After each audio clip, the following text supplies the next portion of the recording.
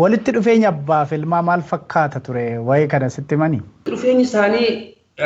hanga gaafa ijoollummaa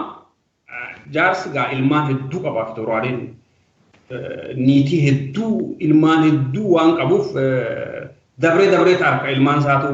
akka feet argachuu dandeessu Harar Finfinnee akkasitti ta'a akkuma ijoollee biraatti isaas kunuunsaatuma tajaajilaatuma guddisee gaafa ijoollee akka gaarii walii galuu turan gaafa inni high school baratu Hararitti baratu qondaaltonni tokko kan Harar jiran abbaa isaatti waa himuu turan maaliif amma guyyaa iidaa namu Somaliin dhidhiichifti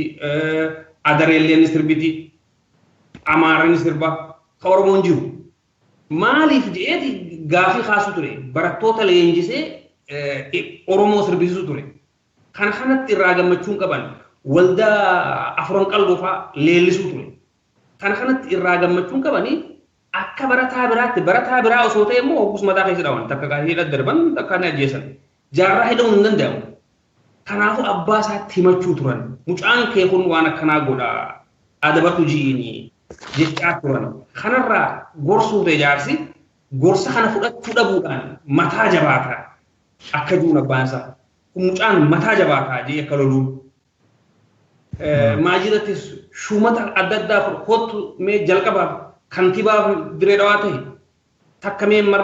al tokko paarlaamaa seenii waggaa 4 taa'e in fudhatu kanaas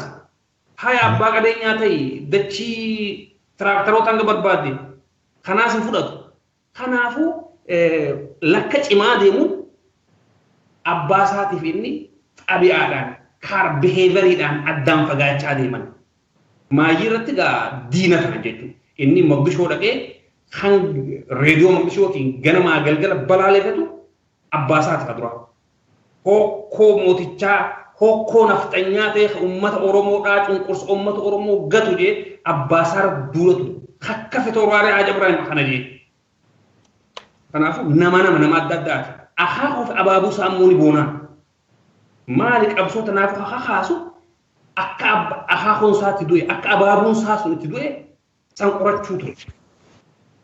santu keessatti uumame jechuudha sammuu jara san jiru san isa keessaa madde